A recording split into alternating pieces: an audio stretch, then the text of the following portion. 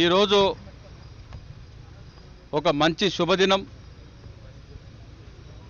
YSR Congress party స్థాపించి 9.5 సంవత్సరాలు party కోసం ఎంతో అంకిత భావంతో కృషి చేసినటువంటి నన్ను ఒక చిన్న విషయంలో పార్టీ నుంచి దూరం కావడం జరిగింది. 3 నెలల పైగా వైఎస్ఆర్ కాంగ్రెస్ పార్టీకి సంబంధించినటువంటి వ్యవహారాలకి నేను దూరంగా ఉంటూ ఈరోజు జగన్మోహన్ రెడ్డి గారు పెద్ద మనసు చేసుకొని ఈరోజు నాపై వేసినటువంటి శాశ్వత బహిష్కరణని శాశ్వతంగా తొలగించాలని చెప్పేసి సంతోషంగా తెలియజేస్తున్నాను. రాజశేఖర్ రెడ్డి గారి ఆశయాలను ముందు తీసుకుపోవాల్సినటువంటి దాంట్లో నువ్వు ముందుండాలి. ఆంధ్రప్రదేశ్లో జరుగుతున్నటువంటి రాజకీయాలకి చరమగీతం పాడాలంటే వైఎస్ఆర్ కాంగ్రెస్ పార్టీ అన్ని విధాల్లో ఎటువంటి చిన్న అవకాశాలు కూడా ఇబ్బంది కలగకుండా ముందుకు సాగాలనే ఉద్దేశంతో ఈరోజు జగన్మోహన్ రెడ్డి గారు నన్ను పిలిపించి మాట్లాడడం జరిగింది. నేను చేసినటువంటి ఎన్నికల ప్రకటన పార్టీకి లైన్ వేరే ఉంది, నేను చెప్పిన లైన్ వేరే ఉంది కాబట్టి కాస్త ఇబ్బందికరమైన పరిస్థితుల్లో వారు నన్ను పార్టీ నుంచి తొలగించిన విషయం మీకు తెలిసిందే. మరి ముఖ్యంగా ఈరోజు 2004-2009 రాజశేఖర్ రెడ్డి గారు ఏ విధంగా అయితే కాంగ్రెస్ పార్టీని అధికారంలో తీసుకొచ్చి కేంద్రంలో ప్రధానమంత్రిని కూర్చోబెట్టినటువంటి ఘనత రాజశేఖర్ రెడ్డి గారిది. ఈరోజు ఆంధ్రప్రదేశ్లో కూడా 2019లో అవే ఫలితాలు పునరావృతం కాబోతుందని చెప్పి సందర్భంగా తెలియజేస్తున్నా. దేశ ప్రధాని కూడా కూర్చొని నిర్ణయించేది కూడా వైఎస్ఆర్ కాంగ్రెస్ పార్టీ జగన్మోహన్ రెడ్డి గారి అధ్యక్షతన అది జరగబోతుందని చెప్పేసి సందర్భంగా తెలియజేస్తున్నా. మరి ముఖ్యంగా ఈరోజు జగన్మోహన్ రెడ్డి గారితో అన్ని విషయాలు కూడా చాలా కుల్లకుశంగా మాట్లాడి రాబోయే రోజుల్లో పార్టీ బలోపేతం కోసం నా వంతు కృషి చేస్తానని చెప్పేసి సందర్భంగా తెలియజే జరిగింది.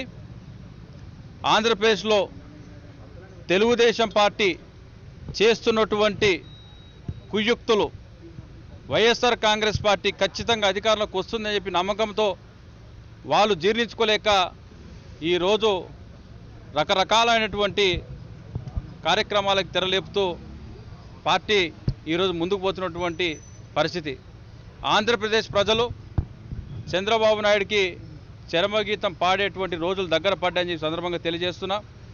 అదేవిధంగా తెలుగుదేశం పార్టీ కాంగ్రెస్ పార్టీలో విలీనం చేయబోతుందని చెప్పి సందర్భంగా నేను తెలియజేస్తున్నా. ఖచ్చితంగా మే 15 నుంచి 20 తారీఖు మధ్యలో వైఎస్ఆర్ కాంగ్రెస్ పార్టీ అధికారం రాబోతుందని చెప్పి సందర్భంగా తెలియజేస్తూ నా ఒక ఈ బహిష్కరణ ఎత్తివేయడంలో చొరవ తీసుకొని ముందుకు తీసుకొచ్చినటువంటి వైఎస్ అనిల్ రెడ్డి గారికి, రామకృష్ణారెడ్డి గారికి నా హృదయపూర్వక నమస్కారాలు తెలియజేస్తున్నా. తెలంగాణ పార్టీకి సంబంధించిన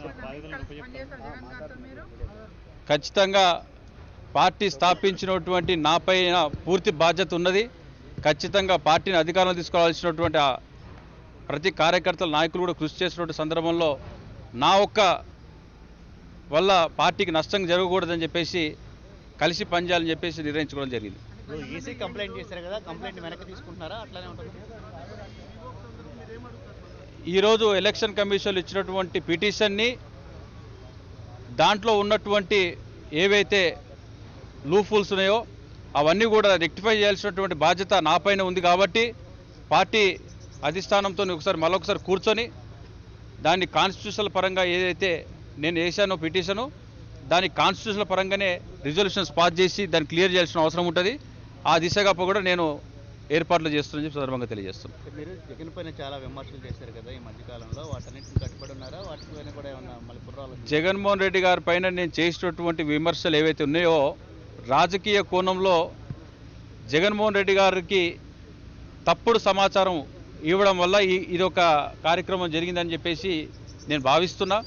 ఎందుకంటే ఈరోజు జగన్ గారు చాలా క్లియర్గా అన్ని విషయాలు మాట్లాడడం జరిగింది. మనం పార్టీని స్థాపించి 9.5 సంవత్సరాలు ఆంధ్రప్రదేశ్ ప్రజలు చాలా ఆశలు పెట్టుకున్నారు. రాజశేఖర రెడ్డి గారి ఆశయాలు నెరవేర్చాలంటే ఈరోజు అది మా అందరితో సాధ్యమవుతుంది. కావున నేను ఆ రోజు కూడా చెప్పాను, ఇదే మీ 99 టీవీకి, జగన్మోహన్ రెడ్డి గారు నన్ను పిలిచి పొలిటికల్గా నా రాజకీయ జీవితానికి ఒక మంచి ప్లాట్ఫామ్ వేస్తానని చెప్తే నేను ఖచ్చితంగా బేషరతుగా నేను వెళ్ళి మళ్ళీ జగన్ గారిని కలుస్తానని కూడా చెప్పడం జరిగింది.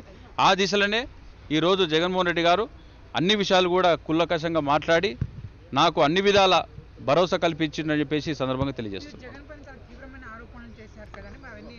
నేను చేసినటువంటి ఆరోపణలు ఏవైతే ఉన్నాయో కాన్స్టిట్యూషన్ పరంగా జరగాల్సినటువంటి పని జరగలేదు నా విషయంలో.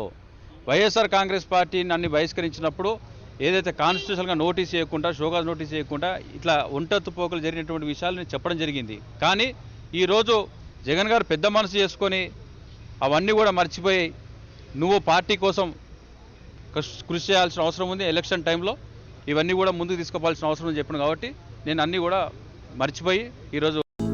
హలో, మిమ్మల్నే యోయో టీవీ యాప్ డౌన్లోడ్ చేసుకున్నారా? ఇంకా లేదా?